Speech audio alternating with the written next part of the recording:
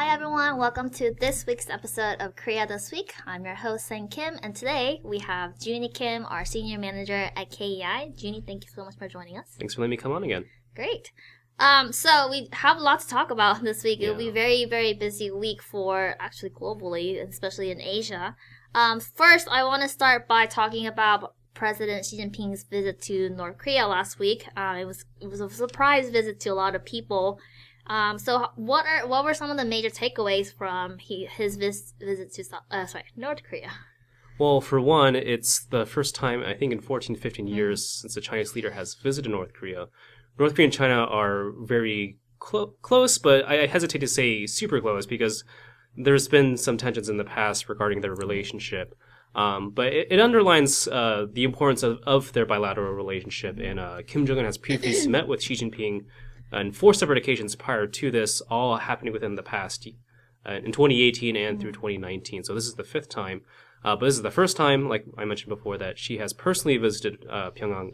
All the prior visits, Kim Jong-un went to China to visit Xi.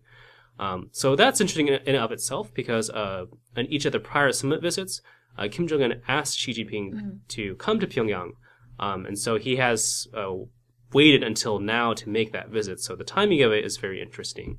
And during the visit itself, Xi underlined the importance of the relationship. He visited a memorial for the Chinese troops that fought in the Korean War in the 1950s, kind of underlying the deep history and the shared ties between the two countries.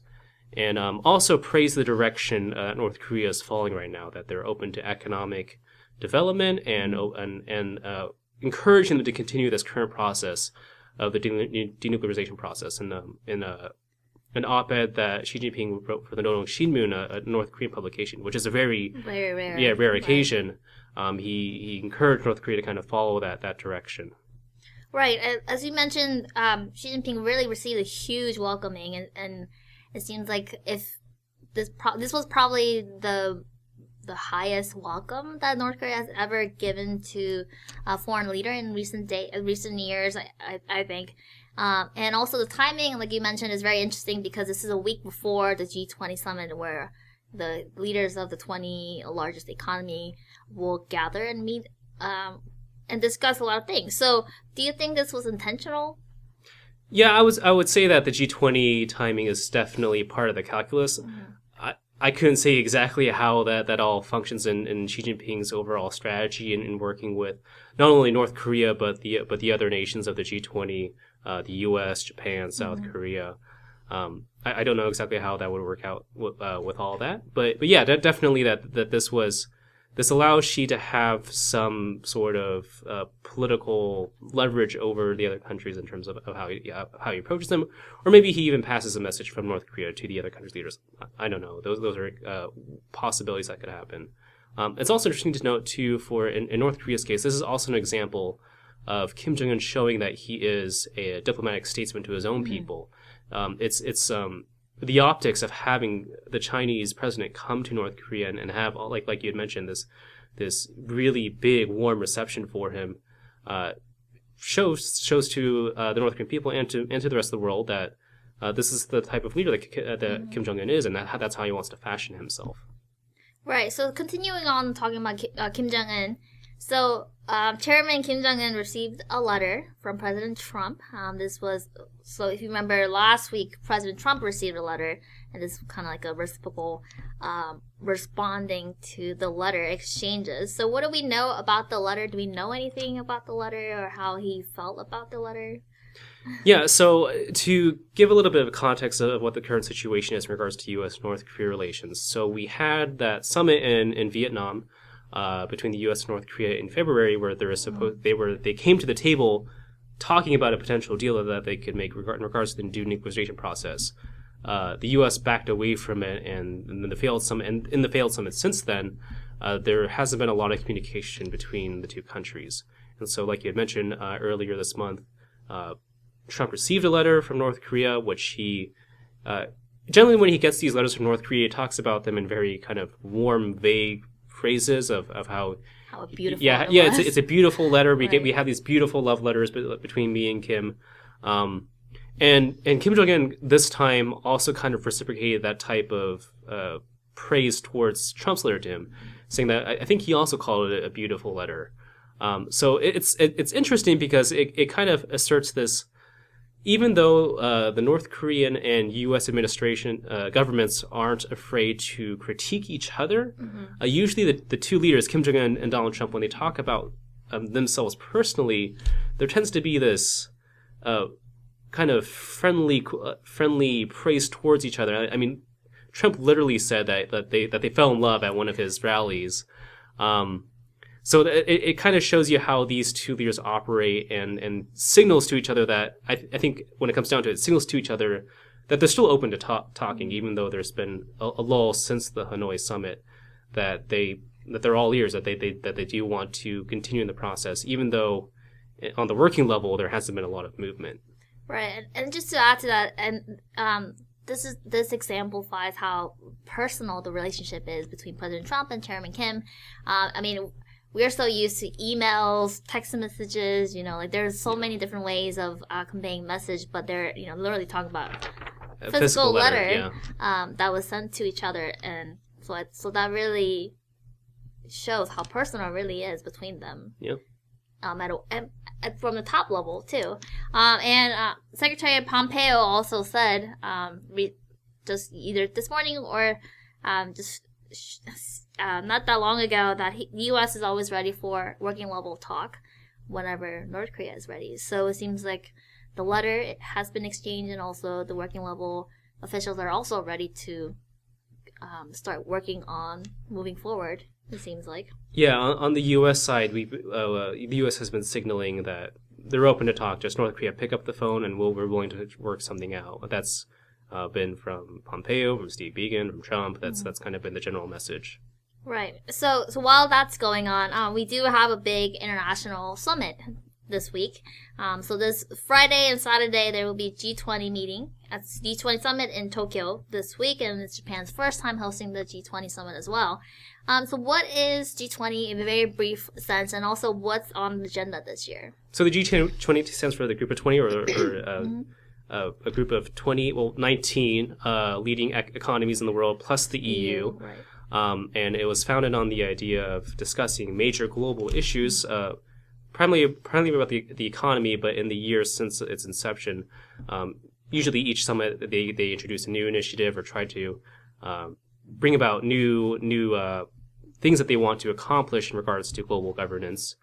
So this one that's going to happen in Osaka later this week, it's no different that Japan has put on major issues that everything from the environment to women empowerment in the workforce to climate change to trying to deal with changing demographics.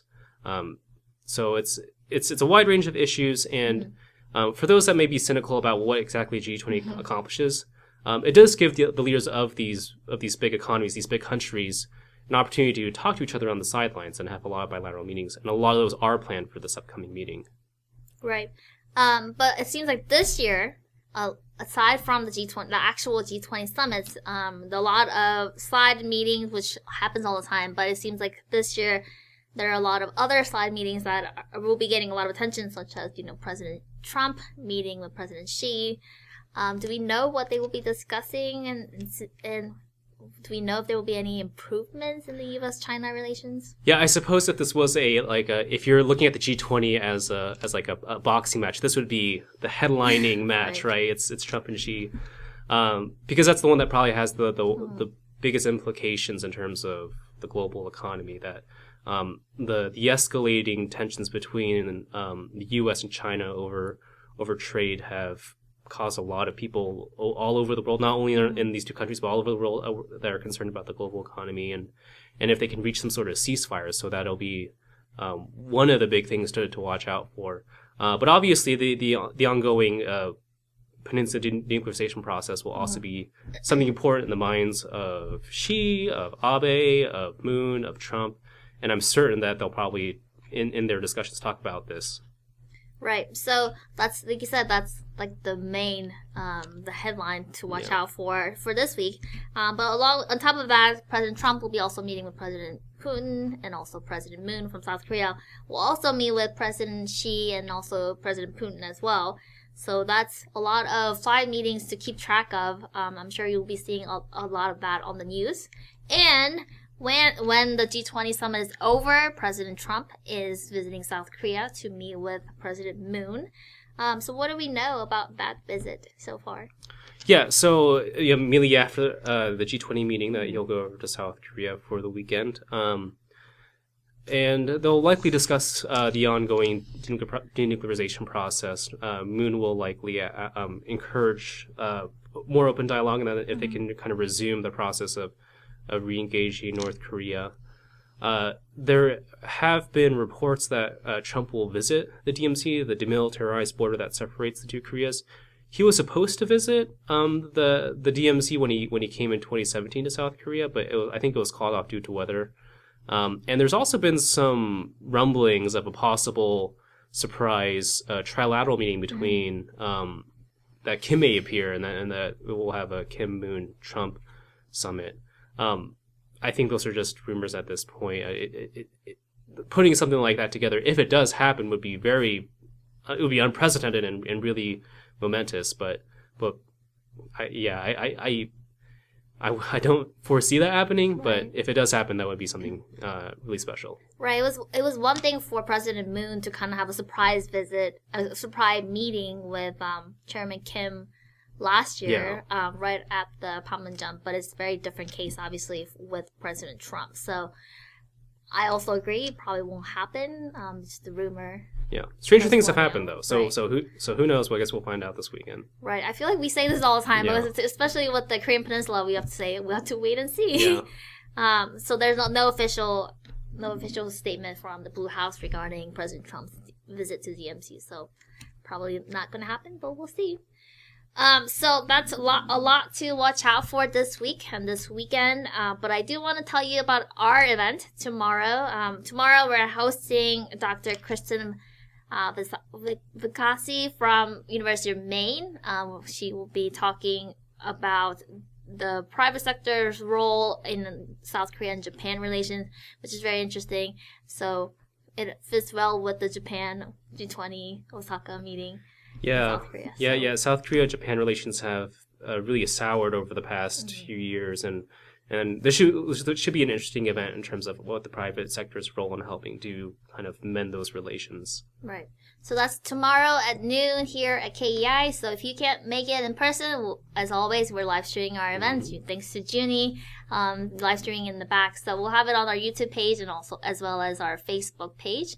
So with that, Juni, thank you so much for joining us. Oh, thank you, Sang. And thank you so much for watching, and we'll see you next Monday at 2 p.m. Bye.